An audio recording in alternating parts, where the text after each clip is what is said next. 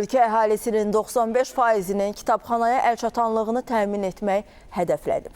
Bunu Mədəniyyət Naziri Adil Kərimli Milli Məclisin Mədəniyyət Komitəsinin kitabxana sisteminin mövcud vəziyyəti və inkişaf perspektivləri mövzusunda keçirdiyi ictimai müzakirədə deyib.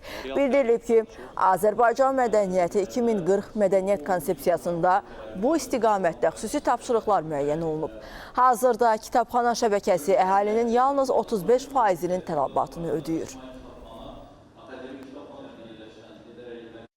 Bütün ölkə vətəndaşlarımızın, eyni zamanda ölkəmizdə olan qonaqların, xarici vətəndaşların kitaba əlçatanlığının təmin edilməsi əsas hədəf kimi qoyulub. Bu hədəfə çatmaq üçün kitabxananın xidmət şəbəkəsi sistemi formalaşdırılır, yeni sistemi formalaşdırılır. Ərazi baxımından lokallaşması, ərazi baxımından yerləşməsi prinsipini əsas götürsək, təsisatlar bütövlükdə bu sahədəki tələbatın heç 35%-ni yerinə yetirə bilmir.